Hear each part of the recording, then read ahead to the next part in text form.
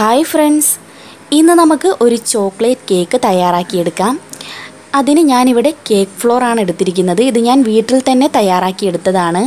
അപ്പോൾ വീഡിയോ കാണാത്ത കൂട്ടുകാർ ഉണ്ടെങ്കിൽ ഞാൻ താഴെ ഡിസ്ക്രിപ്ഷനിൽ കേക്കിൻ്റെ ഫ്ലോർ ഉണ്ടാക്കുന്ന ലിങ്ക് ഞാൻ കൊടുത്തിരിക്കാം. അതെങ്ങനെയാണെന്ന് കാണുക. ഞാൻ ജസ്റ്റ് ഒന്ന് പറഞ്ഞു തരാം. ഇത് 1 കപ്പ് മൈദയിൽ നിന്നും ഞാൻ 3 ടേബിൾ സ്പൂൺ മൈദ മാറ്റി പകരം 3 table spoon cornflour, 1 teaspoon baking powder, 1/2 teaspoon baking soda, 1 pinch ഉപ്പ് എന്നിവ ഒന്ന് മിക്സിയിൽ അടിച്ചെടുത്തതാണ്. ഇതാണ് കേക്ക് ഫ്ലോർ. ഇനി നമുക്കിതിലേക്ക് ചേർക്കേണ്ട ഇൻഗ്രീഡിയൻസ് എന്തൊക്കെയാണെന്ന് നോക്കാം. കൊക്കോ പൗഡർ ഒരു 5 ടേബിൾ സ്പൂൺ ഞാൻ എടുത്തിട്ടുണ്ട്. പിന്നെ എടുത്തത് 3 എഗ്ഗാണ്. പിന്നെ വേണ്ടത് 1 ടീസ്പൂൺ വാനില എസൻസ്,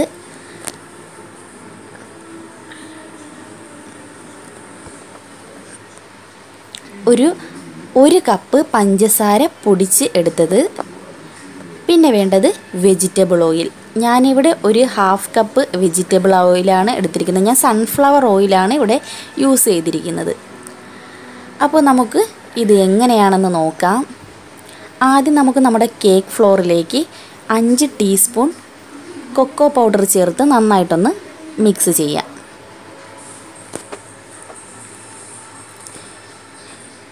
ഇനി നമുക്ക് ഈ കേക്ക് ഫ്ലോർ മറ്റൊരു ബൗളിലേക്ക് മാറ്റി വയ്ക്കാം.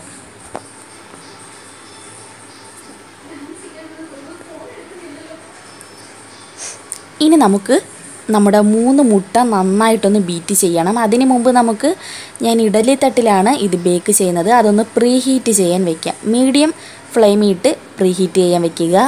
ഈ സമയം നമുക്ക് മുട്ട നന്നായിട്ട് പതപ്പിച്ചെടുക്കാം. ഇനി ഈ ബീറ്റർ ഇല്ലാത്തവരാണെങ്കിൽ നിങ്ങൾ മിക്സിയിൽ ഈ മുട്ട അടിച്ചെടുക്കുക. പ്രത്യേകം ശ്രദ്ധിക്കേണ്ടത് മിക്സി നല്ല ഡ്രൈ ആയിരിക്കണം, ഒട്ടും വെള്ളം കാണരുത്. എന്നിട്ട് ഇതുപോലെ പഞ്ചസാര, നമ്മുടെ 1 കപ്പ് പഞ്ചസാര ഇതുപോലെ കുറേശ്ശെ ചേർത്ത് ബീറ്റ് ചെയ്യണം. മിക്സിയിൽ ഇത്ര നന്നായിട്ട് ബീറ്റായി വരില്ല. ഒരു 2 മിനിറ്റ് നിങ്ങൾ മിക്സിയിൽ ബീറ്റ് ചെയ്താൽ മതി.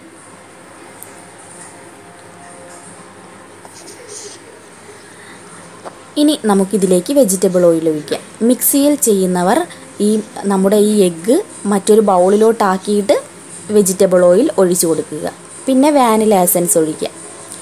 ഇതും ജസ്റ്റ് ഒന്ന് മിക്സ് ചെയ്തിട്ട് നമുക്ക് നമ്മുടെ മൈദ മിക്സ് ഒഴിച്ചു കൊടുക്കണം. ഞാനിവിടെ കുറച്ച് കോഫി എടുത്തിട്ടുണ്ട്. അപ്പോൾ നമുക്ക് നമ്മുടെ മൈദ മിക്സ് കുറേശ്ശെ ഇട്ടൊന്ന് ഫോൾഡ് ചെയ്തെടുക്കാം.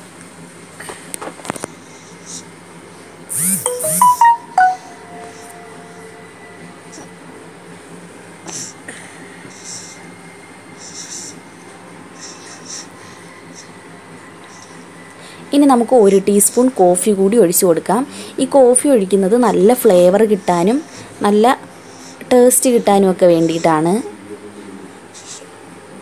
ഇനി നമുക്ക് നമ്മുടെ ബേക്കിംഗ് ടിന്നിലേക്ക് ഓയിൽ ഒന്ന് സ്പ്രെഡ് ചെയ്തതിന് ശേഷം ബട്ടർ പേപ്പർ ഇടാം. ഇനി ബട്ടർ പേപ്പർ ഇല്ലാത്തവരാണെങ്കിൽ നിങ്ങൾ കുറച്ച് മൈദ ഇട്ടതിന് ശേഷം എല്ലായിടത്തും ഒന്ന് തട്ടി കൊടുക്കുക.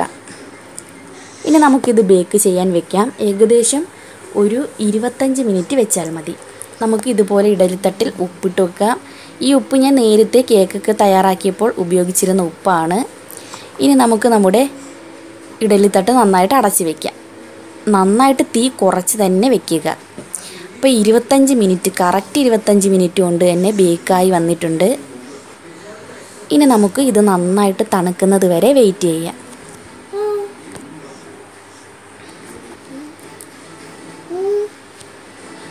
അപ്പോൾ നമുക്ക് ഈ സമയം കൊണ്ട് ചോക്ലേറ്റ് ഗനാച്ചി തയ്യാറാക്കിയെടുക്കാം. അതിന് ഞാനിവിടെ എടുത്തിരിക്കുന്നത് ഒരു 1/2 കപ്പ് ചോക്ലേറ്റ് ആണ്.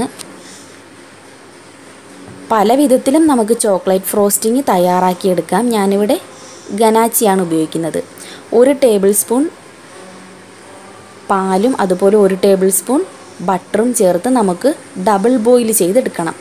ഇതുപോലെ ഒരു ചരുവത്തിൽ വെള്ളം ഒഴിച്ച് ഇതിൻ്റെ മേളിൽ വെച്ച് വേണം ഡബിൾ ബോയിൽ ചെയ്തെടുക്കാൻ. അപ്പോൾ നന്നായിട്ട് മെൽറ്റായി വന്നിട്ടുണ്ട്. ഇത് നമുക്ക് നന്നായിട്ട് കൂളായതിന് ശേഷം ഒരു 1/2 മണിക്കൂർ ഫ്രീസറിൽ വെക്കണം. ഈ സമയം നമുക്ക് നമ്മുടെ ചോക്ലേറ്റ് കേക്ക് നന്നായിട്ട് തണുത്തിട്ടുണ്ട്.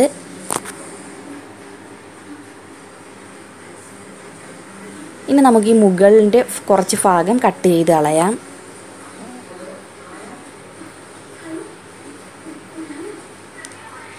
അപ്പോൾ ഞാൻ ഒരു 30 മിനിറ്റ് ഇത് ഫ്രീസറിൽ വെച്ച ചോക്ലേറ്റ് ആണ്. ഇത് നമുക്ക് നമ്മുടെ ഇതിൻ്റെ മുകളിലേക്ക് ഐസിങ് ചെയ്യാം. ചോക്ലേറ്റ് ഫ്രോസ്റ്റിങ് പല വിധത്തിലുമുണ്ട്. ഞാൻ എല്ലാ വീഡിയോസും ഇടാം. ബട്ടർ ഫ്രോസ്റ്റിങ്ങും ഉപയോഗിക്കാവുന്നതാണ്.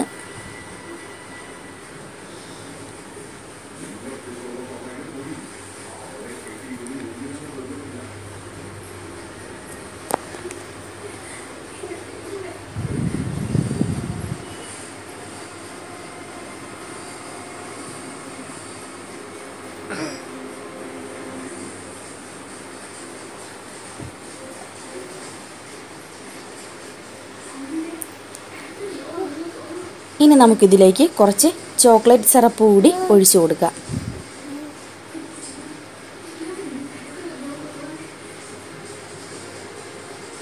അപ്പോൾ നമ്മുടെ ചോക്ലേറ്റ് കേക്ക് ഇവിടെ തയ്യാറായി കഴിഞ്ഞു. വളരെ സിമ്പിളായിട്ട് തന്നെ നമുക്കിത് വീട്ടിൽ ഉണ്ടാക്കിയെടുക്കാൻ പറ്റും. എല്ലാവരും തീർച്ചയായും ഒന്ന് ട്രൈ ചെയ്ത് നോക്കി കമൻസ് അറിയിക്കുക. ഇഷ്ടമായെങ്കിൽ ആ ലൈക്ക് ബട്ടണിൽ അമർത്തി ഒരു ലൈക്ക് അടിച്ചേക്കാൻ മറക്കല്ലേ. അതുപോലെ ആദ്യമായിട്ടാണ് എൻ്റെ വീഡിയോ കാണുന്നതെങ്കിൽ സബ്സ്ക്രൈബ് ചെയ്യാനും മറക്കരുത്.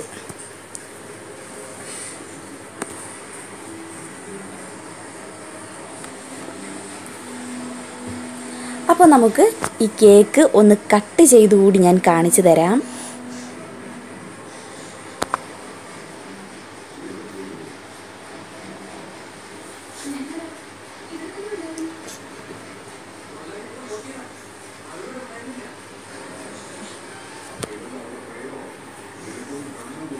അപ്പോൾ നമുക്കിനി അടുത്ത വീഡിയോയിൽ കാണുന്നത് വരെ ബൈ.